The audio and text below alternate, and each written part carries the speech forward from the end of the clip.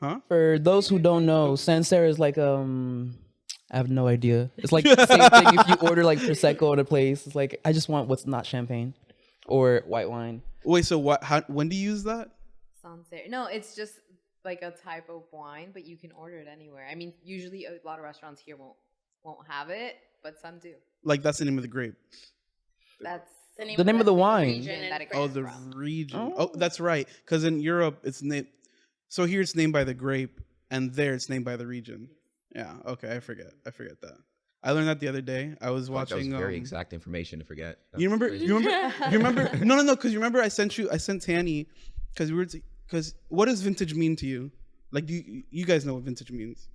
I think I do. Which is Like it's when someone says, "What's the vintage of the wine?" What is that? Vintage What- of the wine? Yeah. What does that mean to you? Oh, I have no idea. It probably means some shit that like was produced in a small number and they don't make it anymore from like a long time ago. Yes, it's the year it was made.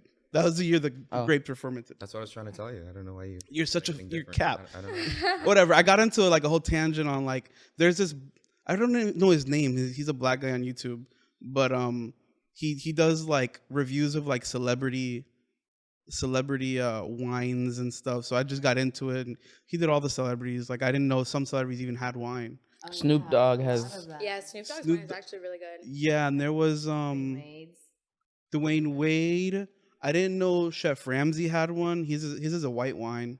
And then Leonardo DiCaprio has a wine too. Yeah. I feel like you either go like two ways. You either have a wine or you have a tequila Or a vodka. or a vodka. Yeah. Although I feel like vodka is just like not something people drink anymore. they I feel like shouldn't. it's either tequila. People still drink Vodka's still the vodka. most It's fucking popular engine oil. I can't do vodka. Like I used to do You're it, either but then a I tried it vodka or a again. tequila person. Yeah, I feel Tequila and rum, baby. like- ew. But if you like gin, you kind of like vodka. Gin is aged vodka. It's the only difference. No, it's not. I didn't know it was aged. Gin They're is, both like, they're both from potato. Different things. Well, vodka can be Okay. made from anything. A potato? Yeah. Yeah, Gin is Comes from fermented potato. potato. Yeah.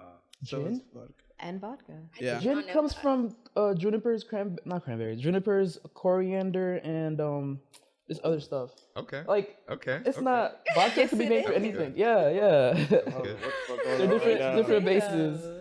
It's I'm not a gin person. Like when I was trying to like experiment fucking with different- juniper. Really, God. you I'm, know it. Juniper. I'm studying to try to become like a Juniper. Made from juniper. No, I you're should. fucking- Server or Juniper berries, yeah. mixologist.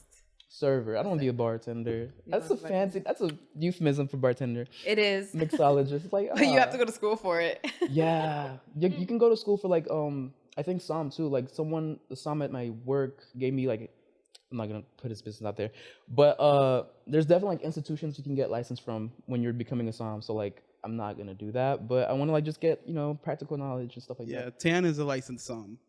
Yeah. So Oh, really? You need Yeah. a license for that? Yeah. No, I mean They they're give you a different. pin. You can get it from different places, but so the official one is the master court of sommeliers. So yeah, that's where I got my official something. But Did you have a no, I little think like circle wine pin? has been like too snobby for too long.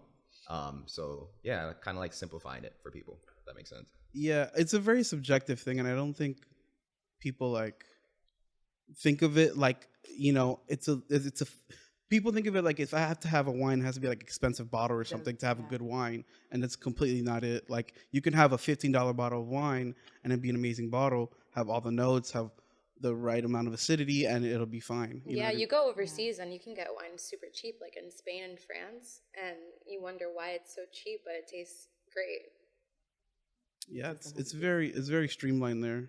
It's all in the pairing actually. It's like, well, not actually, but also it makes me think like is all the difference we pay and like the time it takes for it to travel here and like all the logistics of making it happen to get the wine and then like it gets presented. I think everything gets upselled. I don't know if it's like a result of capitalism, but like Yeah. Easy, yes. are you paying what it's worth? Because if things like ethically sourced and like they get like significantly a higher price tag because like they don't go through the means of capitalism, so it could be different reasons. But yeah, it really just depends on what you're eating, what the wine is, what the occasion for the wine is, and stuff like that. So on that note, what was the last thing you guys celebrated? Hold on. Hold on. Hold on. Shit, Hold up. I just want to. We'll do it. On that note, we'll do an episode on wine one day, and we'll invite you guys to have it. I'm gonna be quiet as fuck that whole. So, we'll be here with a notepad, just fucking. First of all, welcome to Eavesdrop, the most interesting conversation you've ever listened in on. Yeah. I'm Chris. I'm Esper. I'm Nuvo. Still Tanny. And today we have two special guests. Our first ever guest, actually, Maria and Emily. Nice. Why did he pan to me? I was trying to hit like a round of applause. And You look. it's playing right there. It's there. Thank you guys for being on the episode. We have a special episode for them because both of them have a background in business, and we just wanted to get a better insight. And sometimes we can talk your ears off. I feel like it's like, let's listen to someone else for now, for a change. Maria, would you like to tell us a little bit about yourself? Sure. Well, thank you guys for having me. I will start with my professional life because it's my go-to. But right now, I am a media buyer and planner at a boutique agency here in Miami. It's called Hunter Blue Media, and I'll actually make 2 years there in April. But before that, I was working in marketing for an e-commerce agency. So a lot of agency life so far in my career, but I'm like 3 years away from probably going client side. And outside of that, I just got my MBA at the University of Miami. Congratulations. Thank you. Cheers to that one. Yeah, that was rough because I was working full time and going to school. So that was a whole lot. And then last year, I also opened up my own little side venture, which is a social media agency with 2 business partners. And it's called SAM for short, but it's called Socially Accepted Media. Wow. Okay. That's awesome. What do you mean? What is it like? What is the mission for that? Because it's like socially accepted media. It's like, do you tread lightly? Is that what it is? No, not necessarily. It's just a lot of people are scared to, or like I would say, nobody really knows how to do social media for their business. So our whole thing is like, we will make sure that it's socially accepted, if you will. But with that, we're also really like witty with the way we approach social media.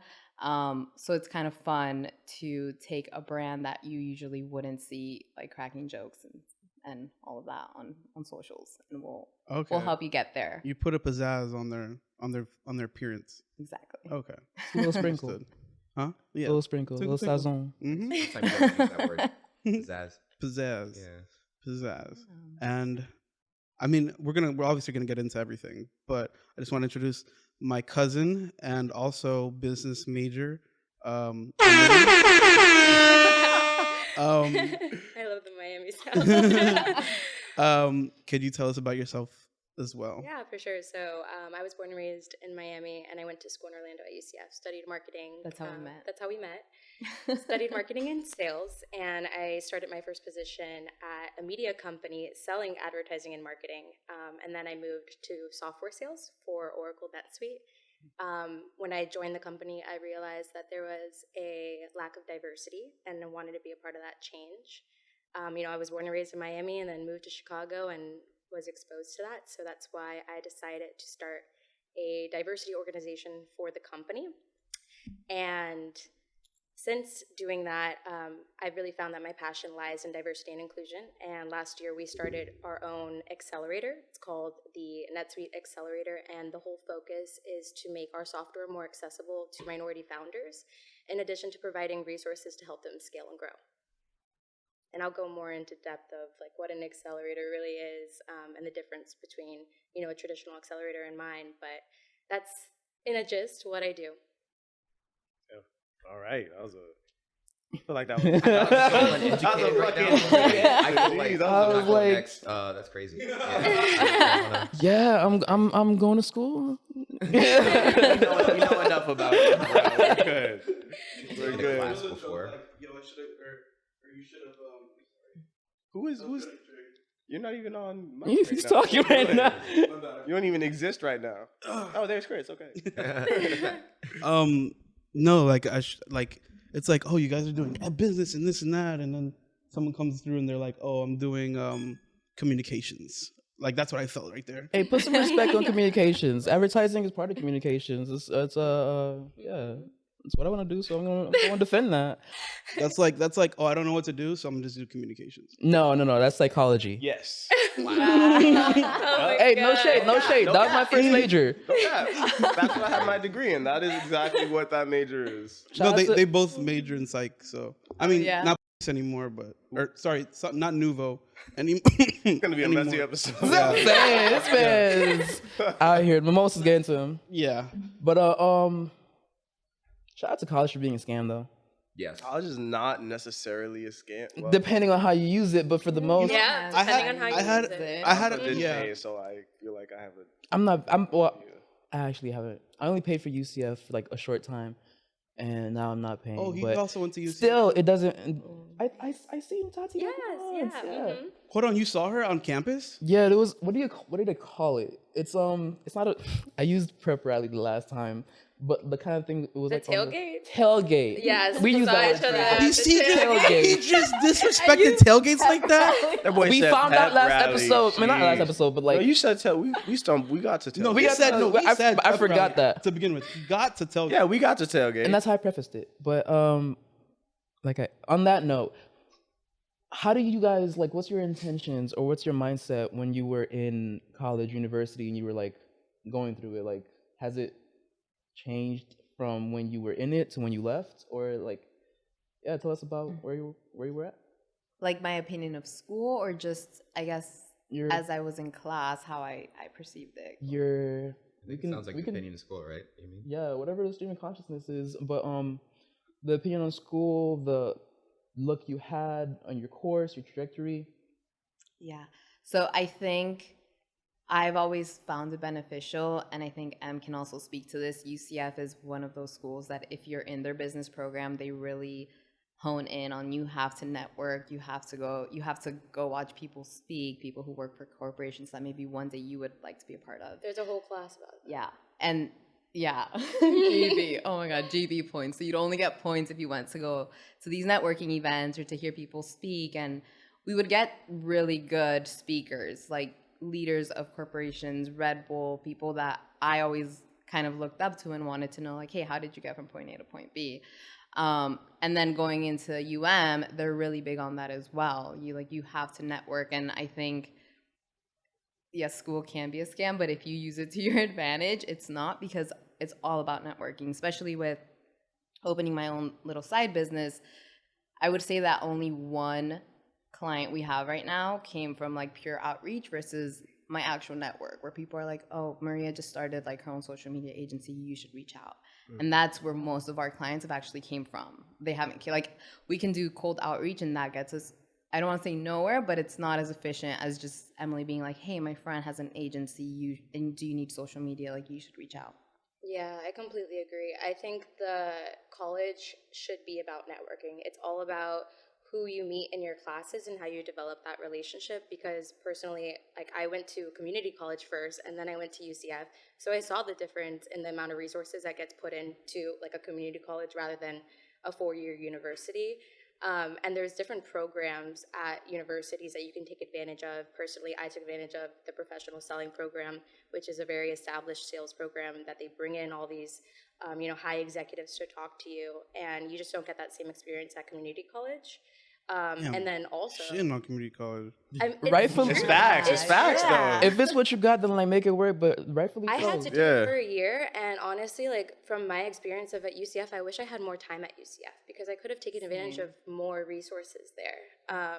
But I participated in, I think, extracurricular activities that really allowed me to take advantage of school and of those relationships. And I'll tell you, like, all the jobs I've had have come from networking.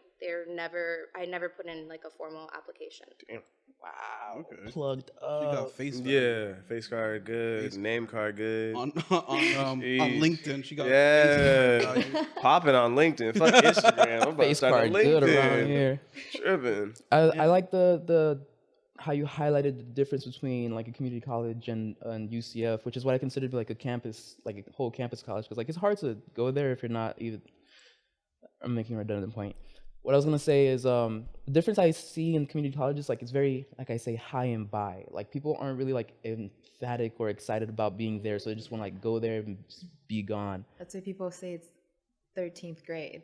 You're going to 13th. Yeah. Chris, you would like a quick hot take, sir? I'm in 27th grade right now.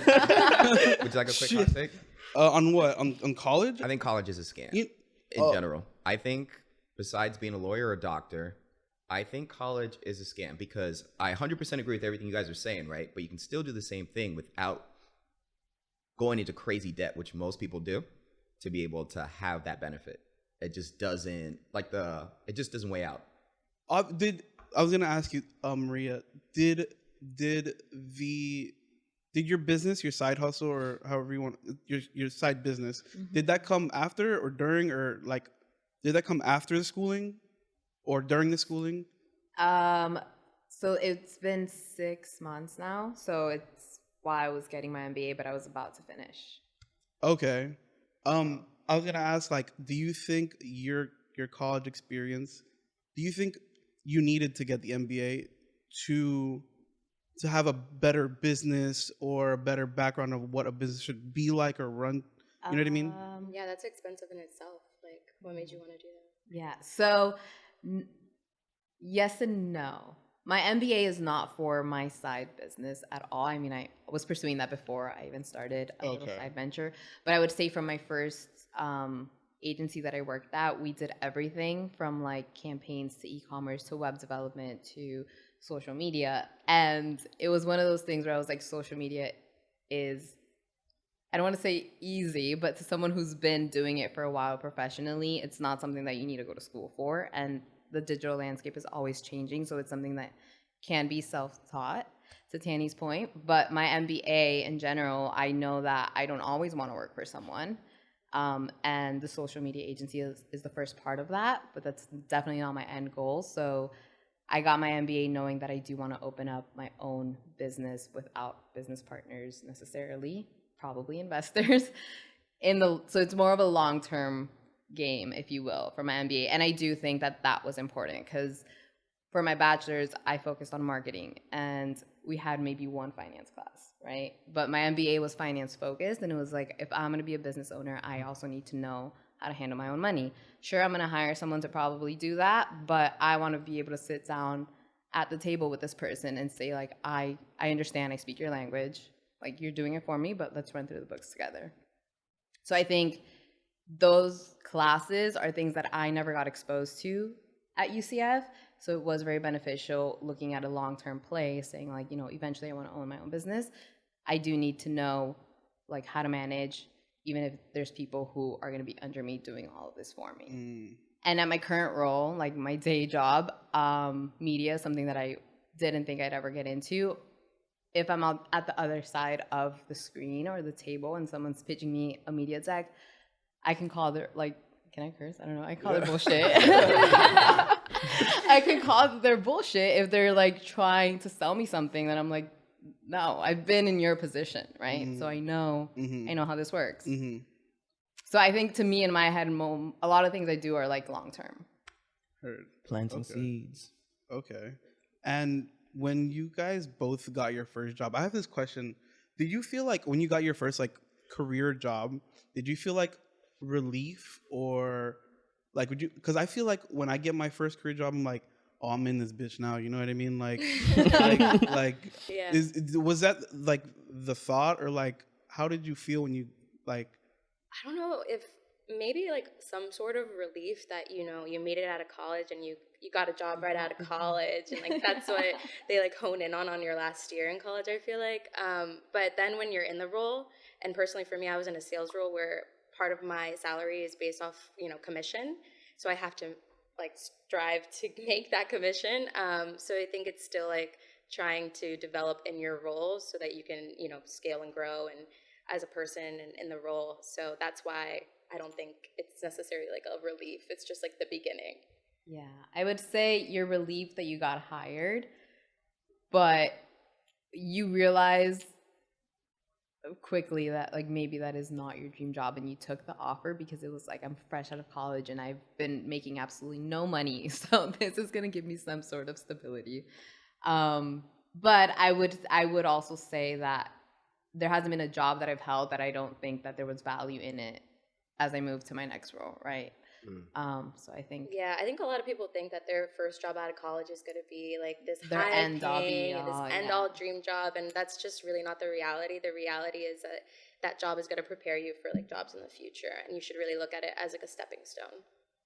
How many people do you think actually get stuck as far as you've dedicated all this time in college to a particular thing, you get the job, and you realize you don't actually like it?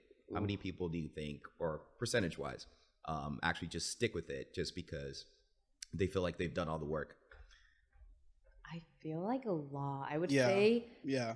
it's up there, like 70%. Oh. I was gonna say like 35. Yeah. No. I was. I feel like I feel like it's up there with people who are just like, man, this is what I studied, so like how am I gonna press like reset on my entire life, essentially, like professional life, if you will. I like when I was in high school, I thought I wanted to be a lawyer, and I went to Coral Reef, which you kind of get a taste of college, if you will. You have like programs that are classes that are specific to what academy you're in, essentially. And I was in the law academy, and I hated it. And had I not done that, I would have gone into college and I would have studied law, and then I would have found out way later that I like literally hated it. So I don't know. I feel like a lot of people don't get that opportunity, so they do go into it with one mindset and then realize they. That's kind of similar to me, because I found out that I wanted to study marketing from an academy I did in high school, and that was like, it was like a fashion academy. You learned the background of advertising and marketing, and I really loved it. And that's how I knew that's what I wanted to do in college. So I can imagine just picking a major in college and then trying to switch your major and then graduating and not feeling like like that you're stuck and you don't really know if you should change positions or not.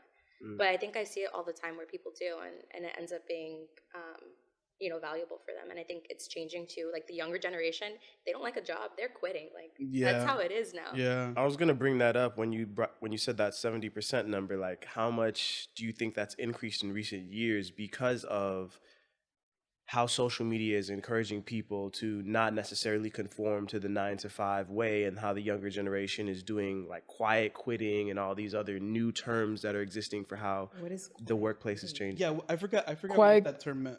Quiet quitting is like, I'm gonna do the bare minimum. Like, I'm mentally checking out of this job. I'm just here to collect a paycheck. Yeah. That was the whole thing. That's like, I'll let them fire me. Yeah. Type of mentality. That was a thing during and post COVID. We're kind of getting out of that situation now, because I haven't heard much of like layoffs and stuff lately. Well, layoffs are still rampant. They about to turn up. They about to turn up. Aside from the high tech companies, I meant like so there was like this whole thing where everyone was quitting, or they were looking for something remote and they wouldn't take no for an answer, and just it was a whole thing that like jobs or companies and employers could not fulfill the roles, and you even saw it on like the very lowest level. So even that, like as server jobs and stuff, you saw like people just quitting, like being very low staffed, and it was just a headache for that post, like maybe 6 months to a year. It's still like that. Go into Best Buy and try to buy something. See how long you're gonna be in line waiting for. You're gonna look around looking for people. There's no one. It's not like Walmart where they got hella aisles and hella motherfuckers running around. Best Buys are fucking empty. That one motherfucker on the cash register is just getting it out the mud, bro. No, but even when you do find at Walmart, dude, they'll be having their headphones in. You'll be like, hey, where's all right, fuck you too. They be getting offended when you ask them a question. Yeah. Peanut butter. You gotta pick a motherfucker up at Walmart. Excuse me. What aisle is the brown? That's how you get your answer. Yeah. You said something that I'm gonna have to like check you on. You said lowest level, and then you said server, and you gotta put some respect on the service industry. Like, people like to talk about the average. I'm talking about the average. Lowest level, we can talk about Walmart, but like that's not gonna be no server. Now you disrespecting Walmart workers? Yeah. Damn, no one can win. Yeah. I was like, are we gonna like just roast on Waffle House? It's like gonna be like the Disney like shit. You can roast Waffle House. I ain't roasting Waffle House. I did not say nothing about Waffle House workers. Yep. I appreciate Waffle House. They can see we can practice. We can spar. We can go a couple rounds. Okay, but actually, to get back to your point, I think it has gone down. When I think of the question, though, I think about people that I'm like in the workforce with right now. Mm-hmm. When I think of someone who's even a few years younger than me, they've probably figured out a little bit more what they want to do, or they're trying to make it on TikTok. Like, that's what I think of. Yeah. I think that we do have a problem currently where kids aren't as molded by school or their parents, if you will, to have like that drive to go out and find a corporate job. Talk about it. But you view that as a problem. I don't think it's so. I think we need a balance, right? Like, not everybody can be a famous TikTok person, Yeah. right? Like, The vast majority can't. Right. So I think you kind of need a balance, but we're in this age where like everyone thinks that they're gonna blow up on TikTok. And I think that in itself is a little bit of a problem. But it's also like what you said is part of the problem is the education system. Yeah. And it's been the same way that it has been for years. So obviously, like, it's going to have an effect on the kids. Like, if you change or revamp it towards more what they care about, then maybe they'll develop different passions the way that we did in our academies. Yeah, that's what I was getting at. No, just orange juice. That's I- what I was getting at when I said you view it as a problem, because I think it's a problem caused by the institution's lack of willingness to adapt. My mom's a teacher, and she's been a teacher. She's going on 30 years, and she's noticed the change in the kids, but the system has not changed to accommodate them or the differences that are happening socially. It's just gotten progressively worse and worse. So I think that's causing an even larger divide between children, the younger generations, and the institutions that we normally relied on to prepare them for society. And that's just going to cause larger and larger rifts over time. But that's why I asked that question about if you think that number had gone up, because I think that number has gone up recently due to more people just realizing society's not gonna, it's kind of like what's going on in Japan with like the hikikomori, which are dudes who just decide society, I'm never gonna fit into society, fuck it, I'm gonna just get me a bullshit job, I'm gonna just go to work and just stay home. Like, they give up trying to be productive members of society, like, completely. And I think here it's people giving up on the part, like the American dream, like the typical American dream of, you get your corporate, your 9 to 5, move to sub, like, they're just like, fuck that. Like, You think more people are giving? I think the American dream is changing in a way where it doesn't involve those sorts of employment structures that typically. I don't see it that way. I think what's happening with the American dream is that it's getting farther and farther, and there's a high disparity of how attainable it is, and like, it's not people. It's a dream because people are still trying to chase it. It's not because like people are getting it and realizing that it's not a dream. It's like trying to get this is like becoming a nightmare. What is the American dream, just for clarity? Yeah, I thought typically, prototypically, it's like having a single, like a family nuclear unit, if you want to call that, owning your house, starting your business. The American dream is like, that's what it is. The starting your own business. I'm gonna continue. Not the whole owning your house part.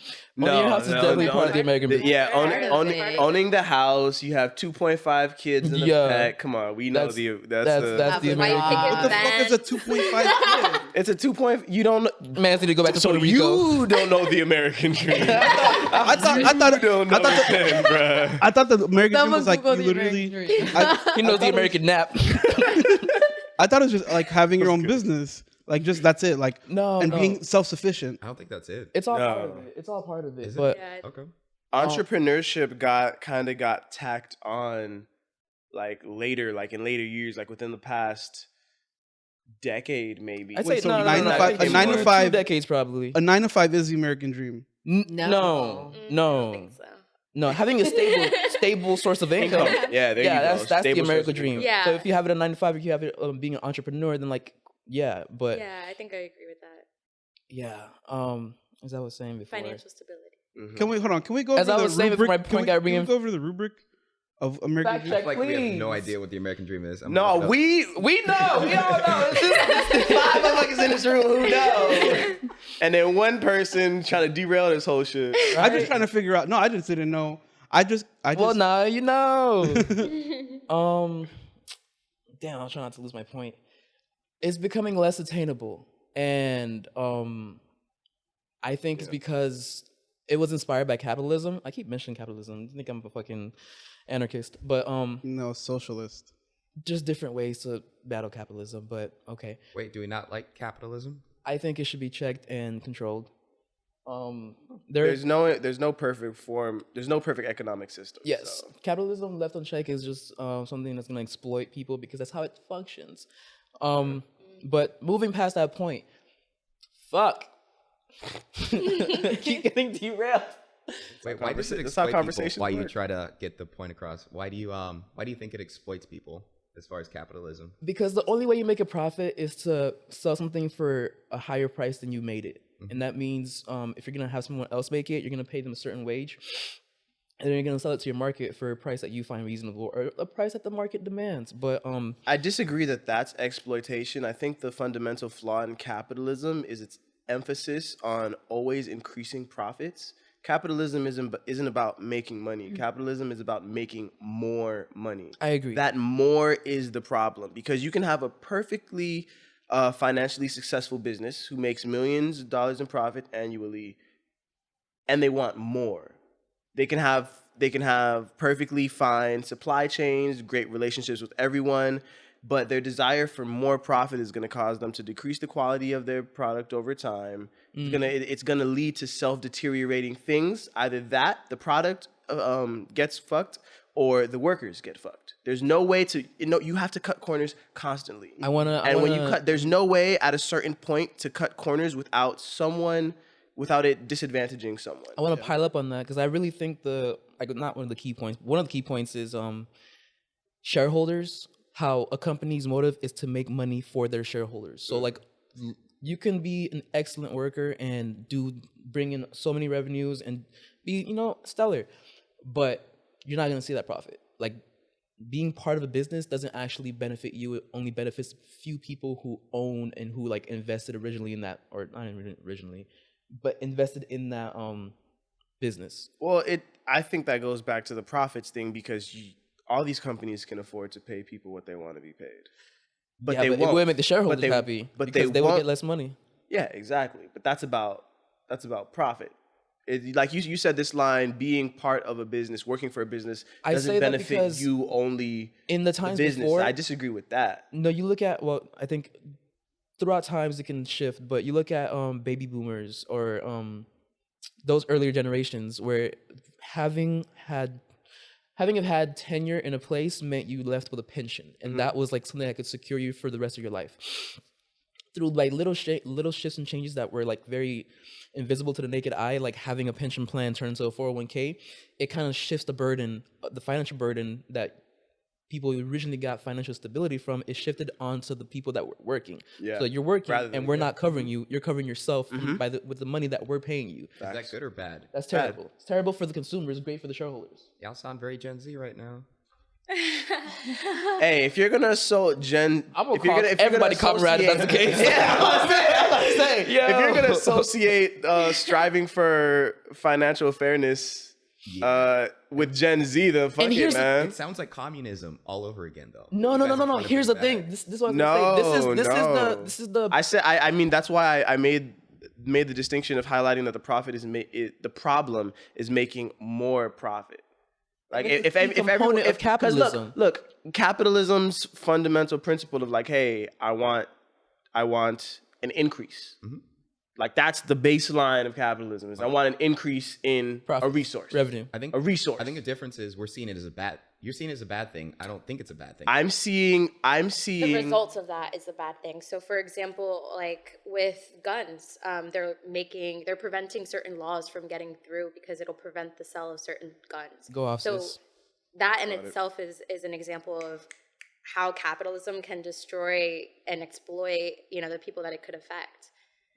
Yeah, and look at the NRA. Like, why are these things happening? Because because of the profit they're making, they're able to pay so many people to be lobbyists and literally disrupt every single step of what people would see as sensible. There's people on both sides. You can think about, it's a fundamental right, but It's the lack of adjusting, and I think that's what the problem with capitalism. I don't think it's a bad ideal. I think it's left unchecked, and it's people are incentivized. People who have power from the resulting capital coming in, they are incentivized to like literally disrupt everything that would stop them from making that kind of money.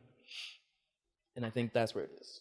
There's this thing. Come on, King Capitalist, give us your Mr. Gatekeeper, let's go. No, I see that we see it differently. I'm just trying to understand, bridge the gap. So it's more so, right? I'm 100% about, increase the prices. Keep doing it, right? It's all about supply and demand. You get paid to the value that you bring to the marketplace, right? So if people want something, why wouldn't you increase the prices, right?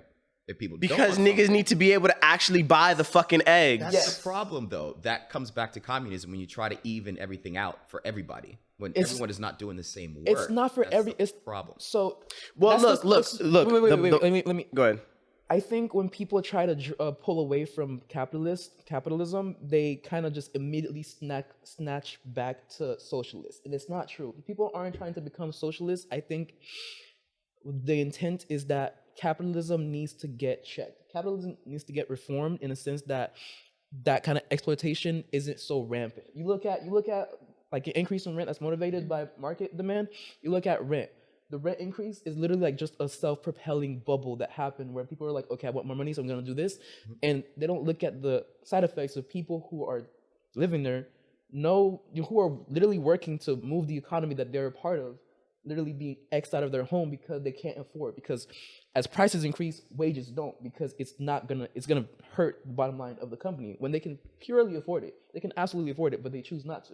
Yeah, that's what I was gonna get to. Is the problem with capitalism is that you end up pricing people out of basic necessities. As a country, people who are working and providing value for the company, for the country, everyone who works a job is doing something. It's providing value. How much value is up for debate, but regardless, they're providing value. Because if there was no one working at McDonald's, people would be up in fucking arms. So no job is valueless. And everyone who's doing that deserves to have some basic necessities. Some bottom tier on Maslow's hierarchy of needs deserves to be fulfilled for people who are having their income fucking taxed. So when do we put that on personal responsibility? If you have if you're holding a job, you're upkeeping your personal responsibility. Not everybody can have a high pay. There have to be people who work at Starbucks. There have to be people who work at Walmart, and so if you say, well, it's fine for things to cost too much for them to afford, basic necessities to afford, then what you're saying is, despite you doing something that I deem good and okay, and if you shop at Walmart, but you don't think Walmart workers should make enough money to be able to afford a place to live and be able to afford to put gas in their car to drive to work. Don't be asking where the lint roller is. And be able to, it comes back to that. At what point you say, sure, we're not talking about Walmart workers going out and buying designer clothes. We're talking about they can't afford the eggs that they're stocking on the shelves. If they're providing a service that's fundamental to their country has some sort of obligation to make sure that they're able to survive. And capitalism doesn't give a shit about people surviving. It gives a shit about making more money at its base form. Yes. We don't practice pure capitalism in the first place, because pure capitalism is the fucking Wild West, is what that was. But yeah, shit could definitely be less funky than it is now. Yeah, I think that's shit funky. Like the government too, and certain like limitations we have there, because again, like that's a system that hasn't been changed in years, and that maybe we should take a look at and see. I mean, we have capitalism, but with socialism implementations here and there. Yeah, you know what I mean? It's just like we're not an actual democracy where it's just the check and balances, I think, are need to be fixed. Yeah. Yeah. You guys can still talk. On the note of that, on the institution. Well, hold up. Actually, something was said earlier that I wanted to come back to, because I think it highlighted for me a big difference between how I think and whatnot. I had two questions, but I'm gonna just pick one. You had said something about looking up to someone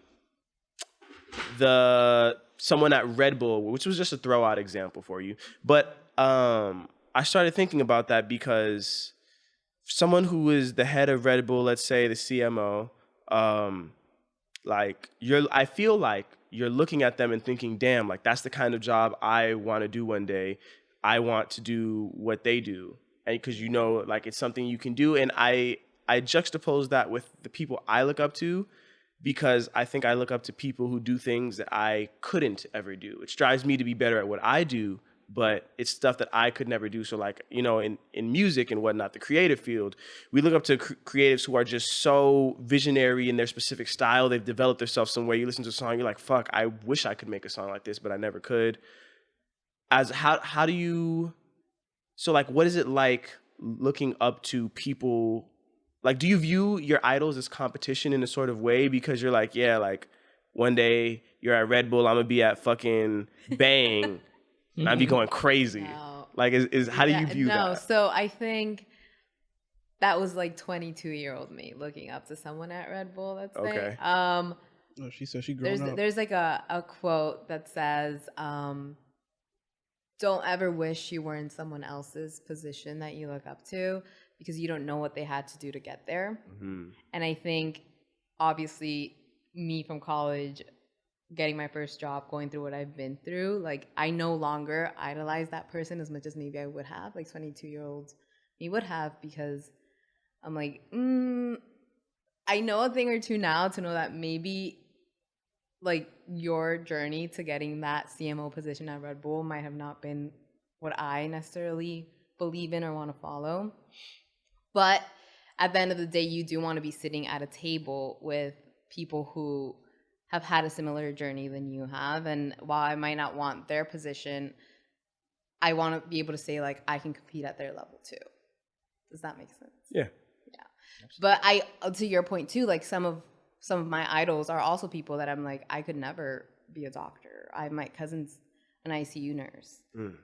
And she tells me about her day to day. And I'm like, you're amazing. Like, I think you, like, even the whole COVID thing, I'm like, you guys are all amazing, because I could never like change someone or bathe someone who I didn't love and care about, or like the crazy things that she tells me she does. Like they do some really morbid stuff, and I'm like, I would go home and cry every day. Like I was gonna ask both of you this question.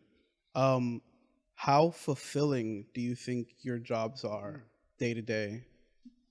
Like seriously, honestly, that is a good question, because I've been is, struggling with it a little bit, because with my day job per se, I feel like it's, and you've worked in advertising, if it's a little pretentious, like I don't feel, and then again, I look at what my cousin does and I'm like, you're saving lives. Like you are giving back to the world in such a way.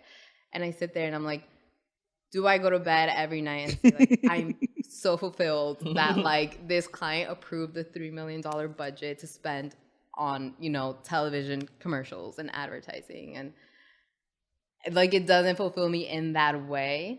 But the part that I enjoy till this day, which is why I still do what I do, is I do enjoy being able to say, like, last year maybe nobody knew about this brand, but this year it's like what everybody's wearing. Does that make sense? Yeah, definitely. And So I think we do make a difference, your job but now. You're like your side business too. yeah, and it helps. What about you, Emily? I would say I got very lucky in the fact that I was able to make corporate work for me. So I think like a lot of the time you end up in corporate jobs and maybe you're not feeling that fulfillment, and maybe in sales to an extent I wasn't feeling that full fulfillment.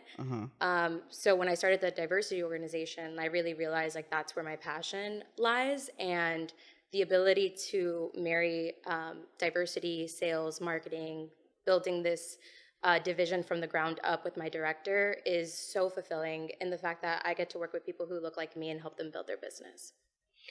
I forgot. I for a second I forgot like that you do that. I wanted to ask, like, what are your means of making?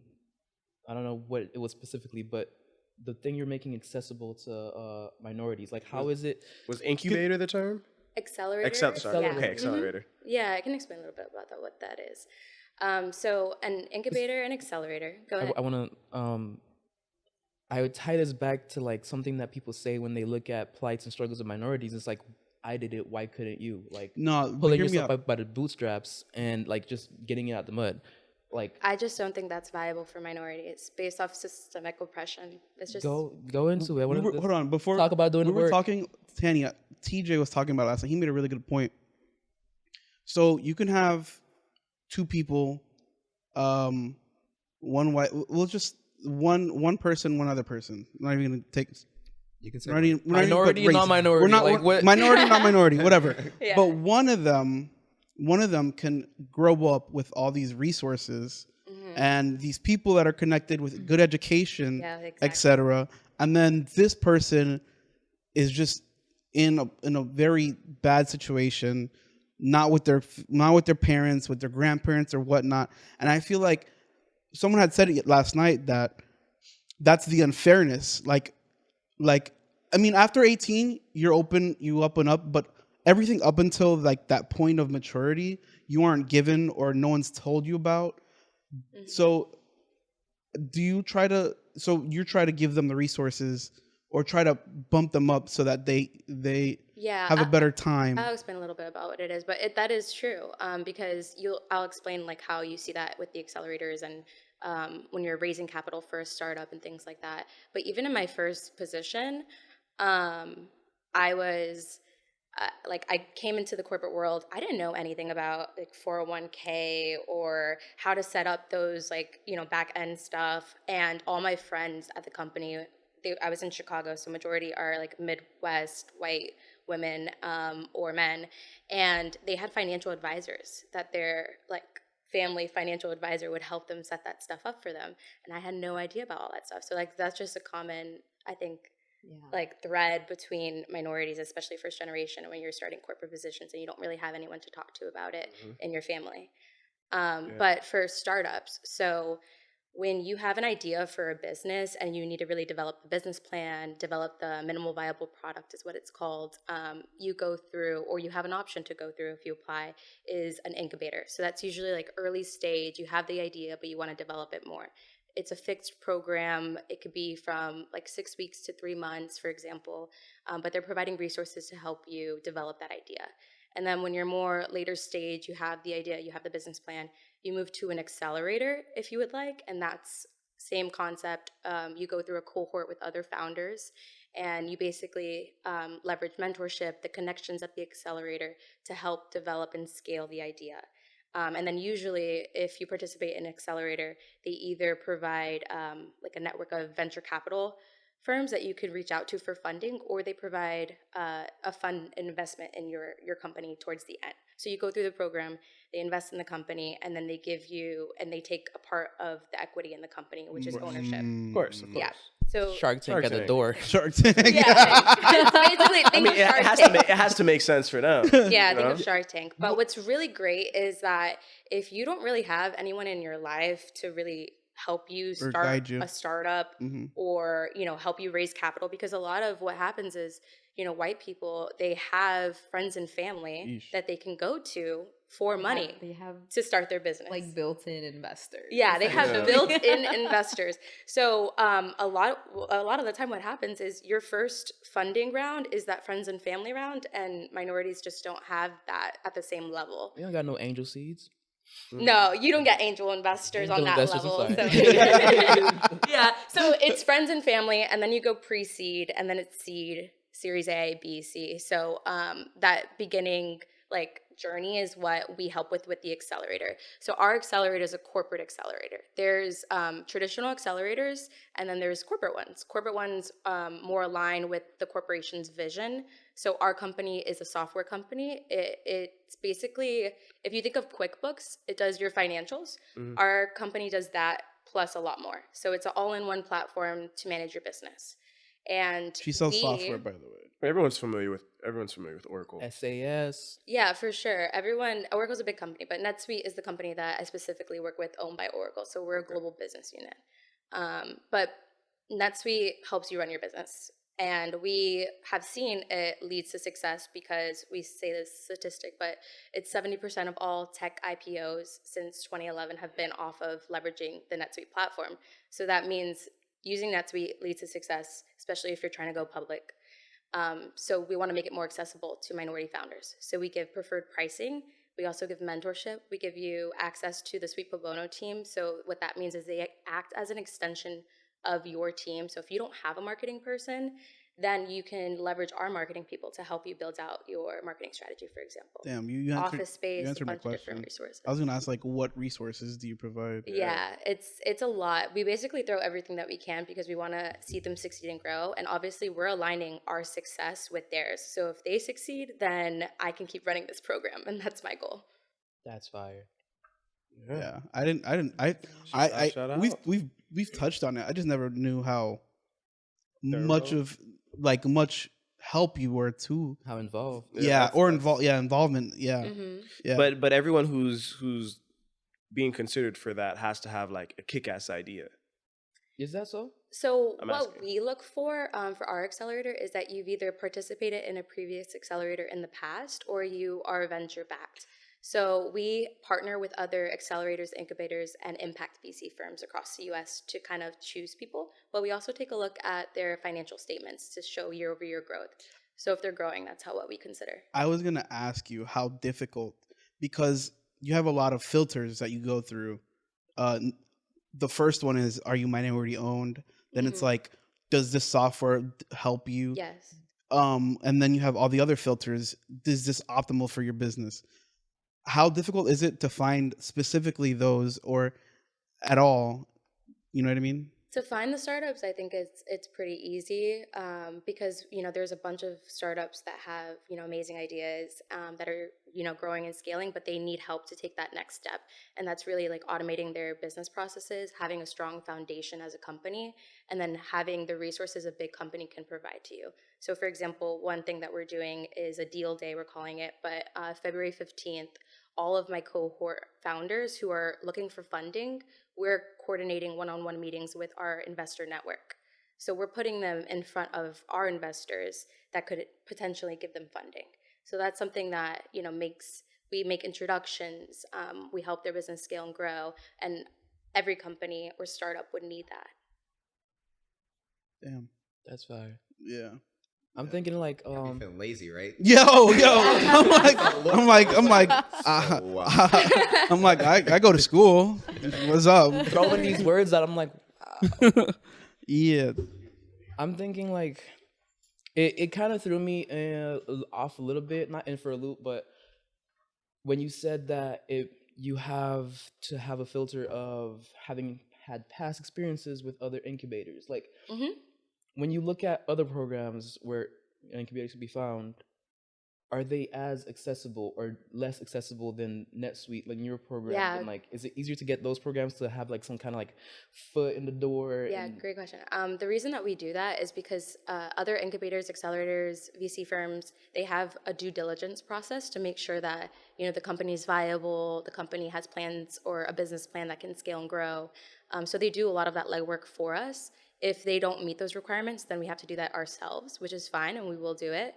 But a lot of the accelerators, incubators, and VC firms that we partner with are specific to our mission. So there's accelerators for Black founders. There's accelerators or incubators for women founders, women in tech. There's different partnerships that we make. A lot of the investors that are coming for Deal Day have specific investment thesis that align with ours. So they only invest in women founders. They only invest in Black founders. And we match them to our cohort for funding. That's awesome. Still Yeah. feeling lazy over here. Yeah. Gotta wake up and go start a business. Right? Like, Product to the market. What kind of backlash or pushback have you gotten because you're solely working with minorities? Ooh. If any, have you gotten? Ooh. Yeah, definitely. I mean, you have to sell the idea to the executive leadership. We're discounting our product at a crazy number, which, had to go through approvals from the CEO and the founder. And I think that, I wasn't a part of those initial conversations. My director was the person who came up with this idea and built it and had to go through all of that.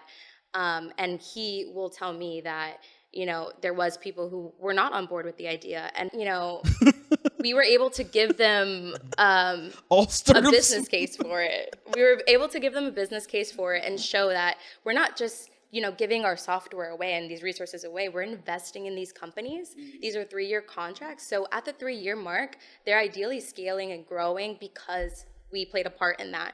And that means customers for life, right? So like that's our whole goal. And brand awareness. Yeah, exactly. And brand awareness. And equity. Well, we don't take equity out of the companies, so we don't take equity at all or invest. We just match them with people Why who did could that feel like invest. such a big flex? Like we don't take But the equity. We don't need the money. Yeah, we good. We good over here. We just We don't need equity. They take need a it. portion of the company. That's all of you. Yeah. The investors that we're matching with them will probably Wait, what was take the equity question? out of the company.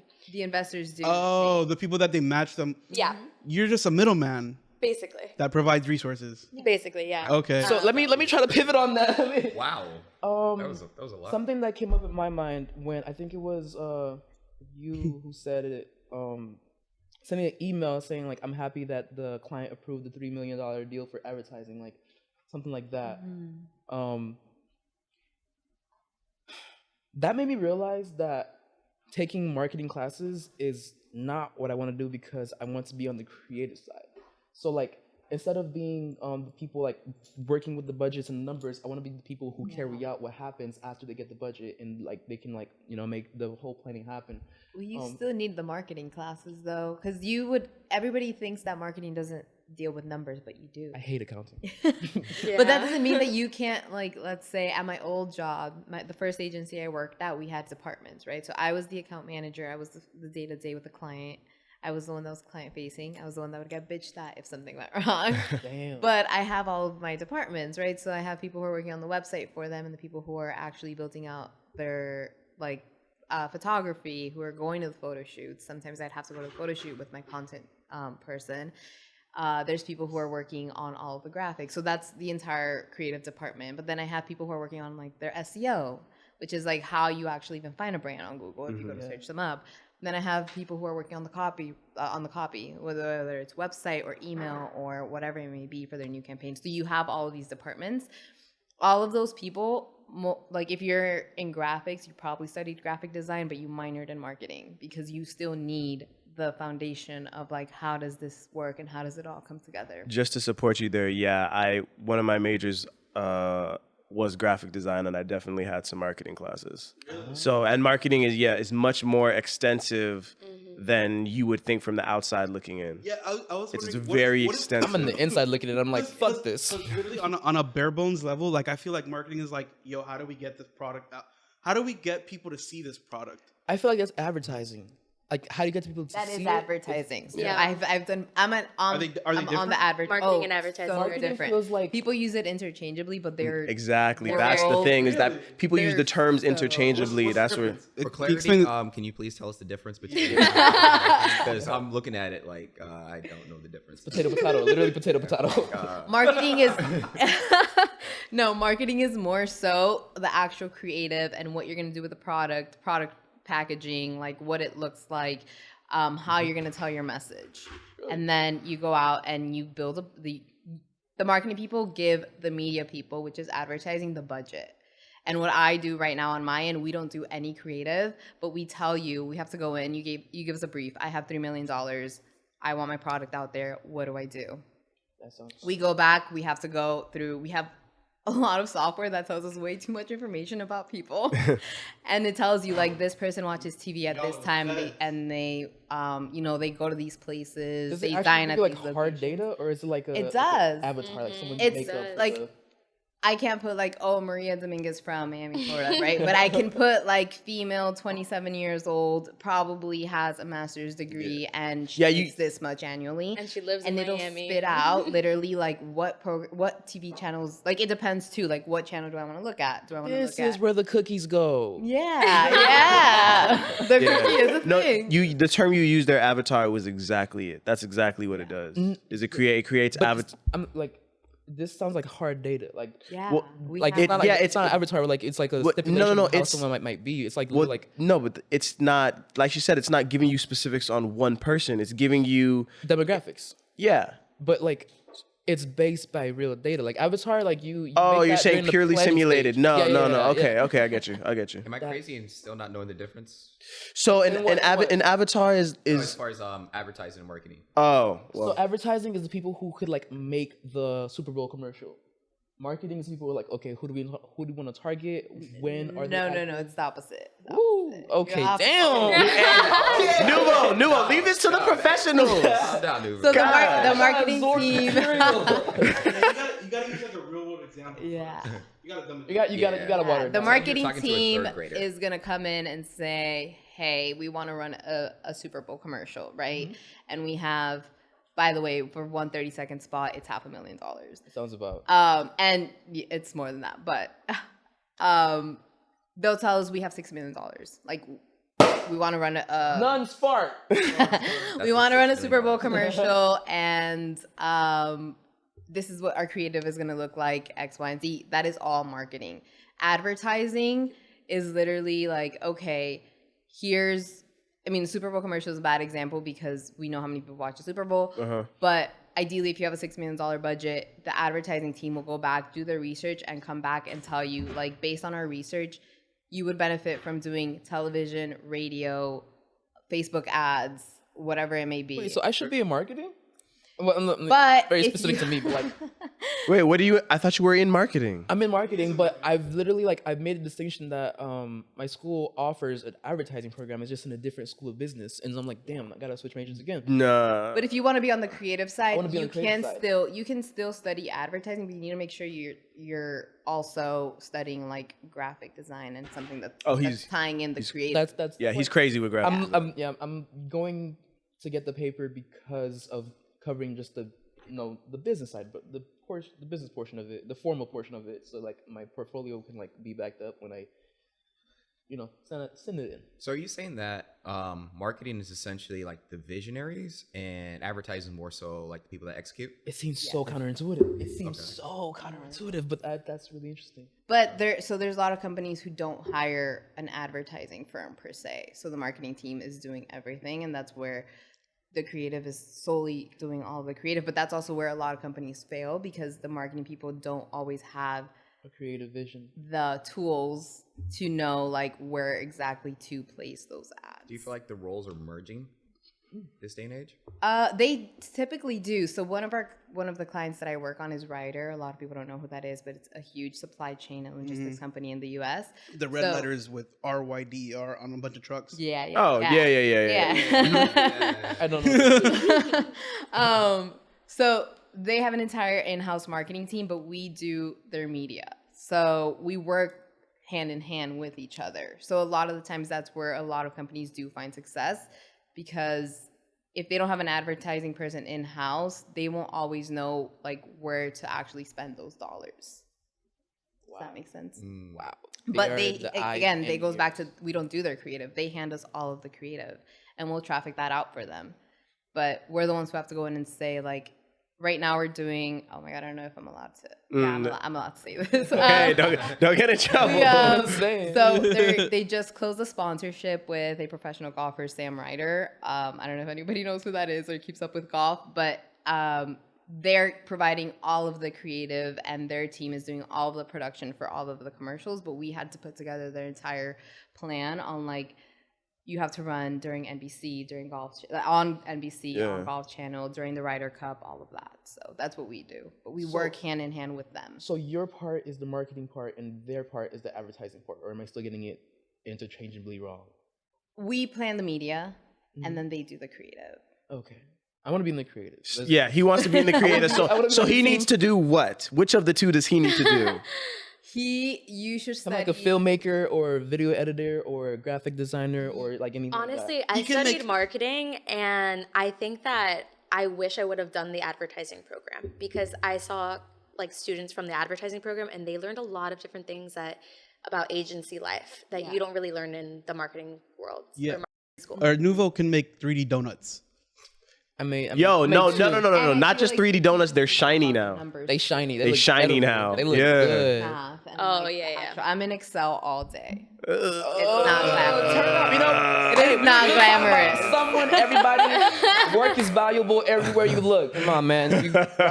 Not all the gridding. Microsoft put in the work. Not we all the said gridding. no. Like a cell, like it's so complex. That's like No, assuming it I'd be on is, Excel. So the passion. I would have to be on Excel first, but like, That's how we build TV schedule, guys. Come on.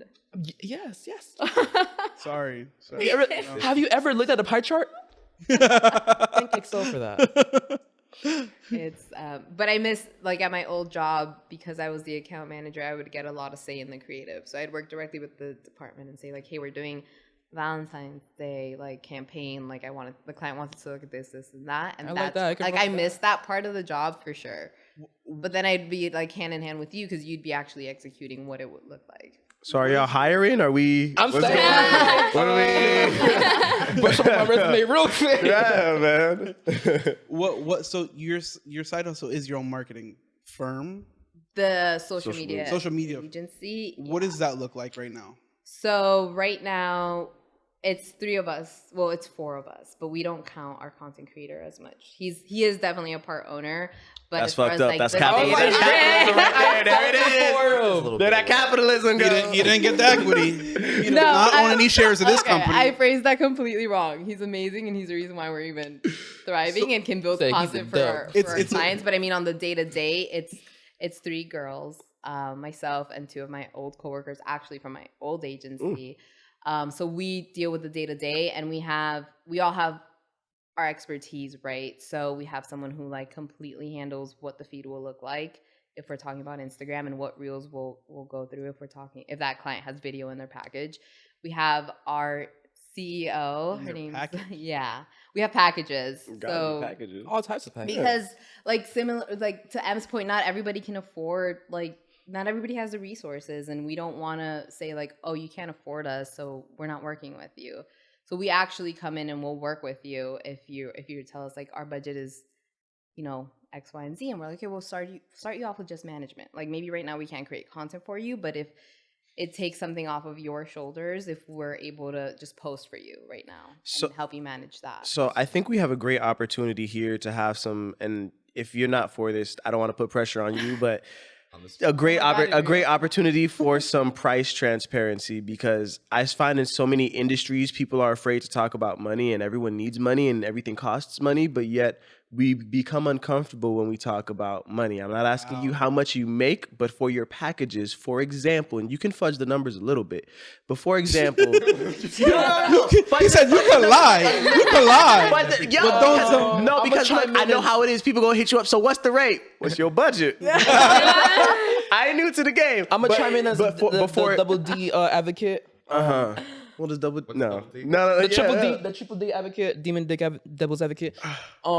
You said it. It's very dangerous because the price at this time right now. Yesterday's price. Yesterday's price is yesterday's price. You feel me? So like, Okay, so tell them yesterday, but no, because a lot of times, I'll find when I'm going through things, like there are periods of time where it's like, damn, if you just set a number, even if it's not just a frame of reference, so you So can here's- a ballpark number, and I mean, again, this is like you can Let's- totally let's- say let's- no, let's- and I let's completely parlay understand here. because I as a model, I understand like how these things work with personal rates versus project budgets and stuff and different. So I know how it is on both sides, whether you can or can't give numbers. So if you We're can't, not trying to pressure you right yeah, now. You look a little flustered. I'm agree with you. You look a little flustered. you legitimately can just say no. We'll move on. So- but There's another concept in that's frequency too. That Yeah, you should so talk I'm not going to disclose all of the pricing. okay. I would say that the client that pays the least pays $500 a month. Yeah, Okay. and that's See, that's perfect. because- Thank you. That's because if you're giving us the content and you're saying like, I just need you to post every other day, here's what I need you to post. All we're doing is managing. Like, there's Okay. no reason to. And to that's charge you $500 a day. that takes like a a, few a minutes day, a day. a month. Hey, But think about it Or this every way: other if day you a had an month. in-house social media employee, how much is that salary as opposed to what we're charging you, Mhm. right? So you're saving Mm. a shit ton, first of all. But most of our clients, I will say, we're doing more than just that. So it depends, like how many photo shoots are we doing for you per month? Like how many times do you actually want us to post on your social media? Do you want models or do you not care for models? Like it's just a lot of factors that go into it, but we do work with the client, and we have a referral program too. So it's like if we're working with you and you refer us someone, you automatically are also getting a discount for your next package with us. Like we work 3 months at a time. So we also don't do any deals that are like you're locked in for like X amount of years, like take it or leave it. You guys make business sound fucking complicated. It's not fun. You know when you're playing. yeah, You know when you're playing. Fun as fuck. I'm not The gonna lie. explanations have been amazing. You know when you're playing Monopoly and like, you own all the blue houses, but you're like, nah. If I got in one of your red houses, I don't got to pay all that. Wait, so I got to you pay said all that. Blue houses Monopoly? I don't think They're that's a green. thing. No, he's talking about the blue They're red. properties. Blue properties. blue property.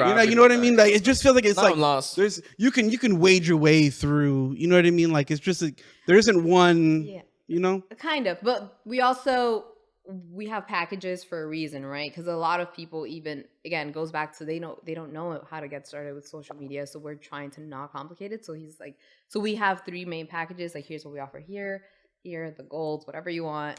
But if you come to us and you're like, and like I give you the price, and you're like, I can't afford that, and I'm like, okay, so what would you be willing to work with? And we'll work with you most of the time. But one of the things that we do stick by is, even when you're a small business, and I think we preach this to everybody, like not every client is going to be right for you. So if we don't see, like let's say we had a perfect example. We had a boutique come to us and it's like, I need social media management. This is what I need. They wanted us there every day shooting the inventory that they had every week. Wow. And for us, that's not the kind of client we want. That's not feasible. We don't want that much maintenance for a client. And honestly, we all 3 of us work like day jobs. I'm like, no, we are really into like the hospitality industry, and we have a few e-commerce clients, and that takes up so much time that right now we're being very picky about the people that we actually like take on, because we're not like just money hungry. Like that's not the point. The point is to do your job and do it well, which is also why we don't offer like we have people ask us for web development and all these stuff, and we're like, no, we don't do that. We do 3 things and we do them well, and that's all we're gonna do for you. Esper, All right. give me your arm. Do you have a diversity program No. or like that we could get discounts on?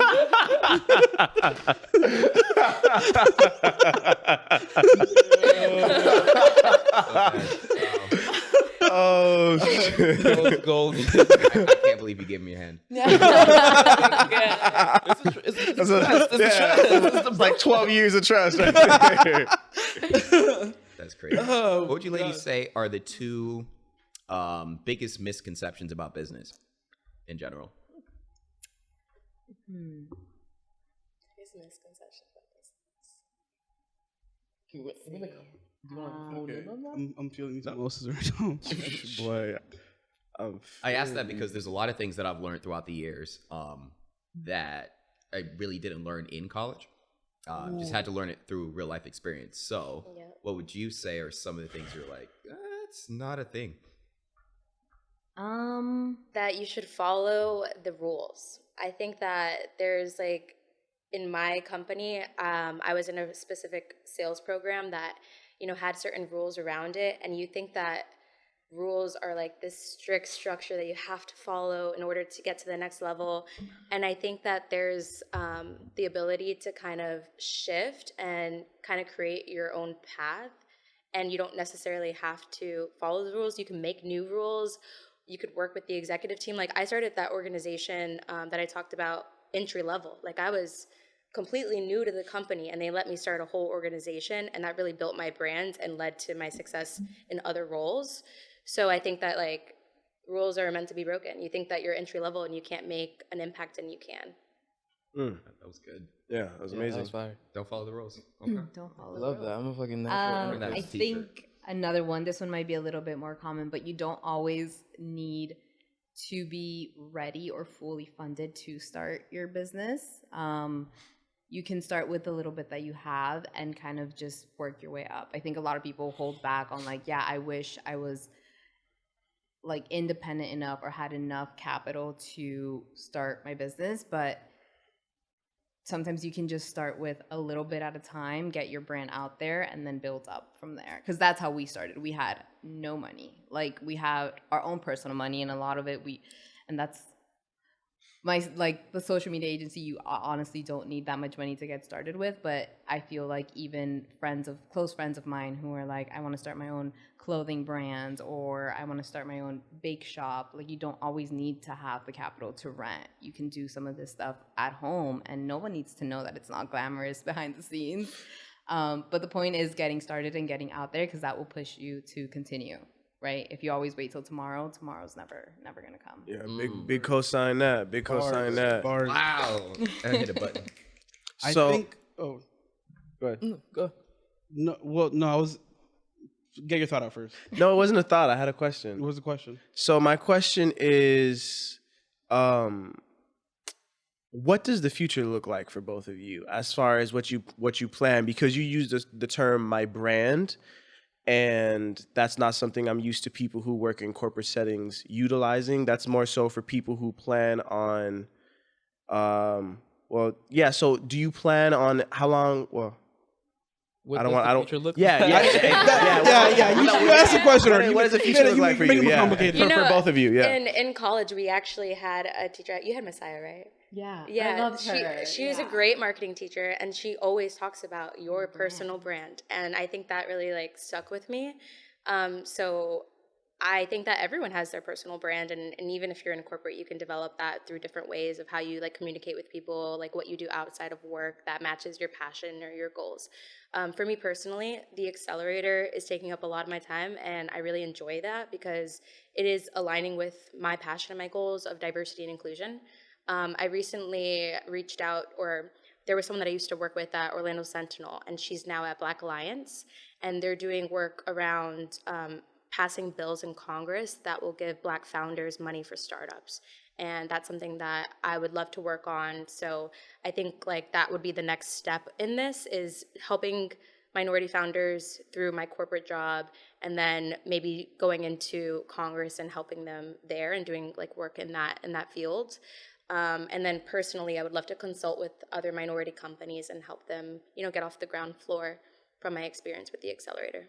So you just said Congress? Like your future plans is Congress. I feel like that's the only word you Working heard. with Congress. Maybe a lobbyist, maybe some sort of just a way to kind of figure out what I can do in government that can support the mission of diversity and inclusion, because I think that's where, a lot of the funding is going to start if we get it from the government. That's what's up. That's what's up. That's what's up. That's what's up. I fuck with it. Now my turn. Okay. Right now, so I make 2 years with the company I'm at right now, my Right. full-time job. So You said in I April, right? definitely feel like I haven't been there long enough where I'm like, I know everything that I need to know. I've learned everything that I can learn. So I definitely want to, be there for a little longer as I continue to also work on my side venture, which it's getting really busy. So time management has been insane this year. But I want that to grow too. We currently do not even pay ourselves out for the social media agency, because our ultimate goal there is to build a creative studio so that we can hire you, when you're ready. Hey, there we go. Okay. Comes through content, okay. but we want to build our own creative studio because that would also be a source of income for us. Right now we use other creatives and their studios, but we want to be able to have that in-house as well. So that's our long-term goal there. Long-term goal for me as well, this is like my 10-year plan. I think I said it before, I don't always want to work for someone, so I'm not always going to work agency life. I want to transition to the client-facing side, which is more so working for a specific brand. Right now I work for a few different accounts on the agency side. But I want to work for one brand and then ultimately venture off to my own brand as well, which I never speak on yet because it's not Tanny always talks about personal branding and how to capitalize on not just being an average person. Yeah. You can always tweak your life or add things or try to even sell things via your personal brand. And it's right now it's like it's reverberating in me that, you know what I mean? Like I can do more with just being an average person rather than just sitting at home or just doing my day-to-day job, you know? I mean, So- even in those, you can like create your personal brand, because I mean, that's how I started, is through my day job, you know, and whatever activities you're doing at home. I think it's about finding your passion and aligning what you do with that.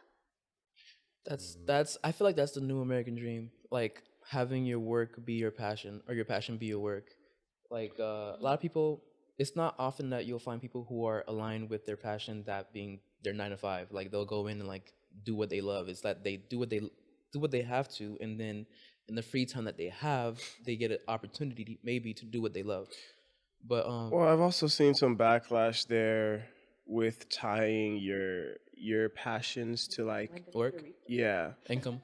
yeah, Yeah, it's like not every hobby has to be exactly. Yeah, Yeah. that's exactly the sentiment. Not every hobby has to make you money. Some things you can just do to enjoy. I feel that. I feel that. And I don't want to get too deep, but like that's Valid thing. yeah, and it's like a capitalist thing where it's like, oh, I'm good at this, I should make money from it. It's like it doesn't, like enjoying something isn't enough. Like I should make money from You this. get pressured to escape it by making that your. Yeah. Yeah. I think we should end it on that future Mhm. question. Yeah, I no, really that I was really good. was fucking with Yeah. that. Yeah. I mean, we do have another episode, but like that was amazing. I feel like we have really good. Thank you guys for being on that episode. That went yeah, that was way great. better, 10 times better than. I'm gonna just be honest, but that went like 10 times better than I thought it was gonna. Nah, I knew that she was going. I knew that she was going to be lit from their first answers when they was maintaining solid eye contact. I was like, we good. They doing the eye contact. We in this bitch. He said way better than I thought it was gonna be. I was like, What were you expecting? Dude, I was like, Thank you for the This guy. I just didn't know what to. Dream? Who's You this guys are our fucking first guy? guest. You guys are our first guest, so it's like I didn't know our dynamic with guests. we had our doubts. We had our doubts about how the They Shut the fuck up! Shut the fuck up! I knew this was gonna be lit. I was saying, Man, we walked in there with mimosas waiting. Come on. Okay, but you can't go wrong with mimosas. You can't go wrong with mimosas, you know. But thank you guys for being on our first guest episode. Yeah, thanks. On a serious note, thank you for doing this. We had happy nothing to to have show you to show that this would go well. Really, Yeah. just did this out of faith. So thank you for believing in us. No, thank you. No, for real. Like, thank you guys for coming. having us. Yeah. And I will say, I've listened to your podcast before, and I missed the episodes. So every time. yeah, like, I genuinely like the podcast. All right, this has been Eavesdrop. I'm Chris. I'm Esper. I'm Nuvo. Still Tanny. Maria. Emily. All right, You guys. Oh, before we go, tell us where they can find you. Oh yeah. Oh, that's yeah. right. That's right. We gotta get like an outro. Yes. On LinkedIn. Turn LinkedIn up, probably is LinkedIn. the best way to find me. Instagram too.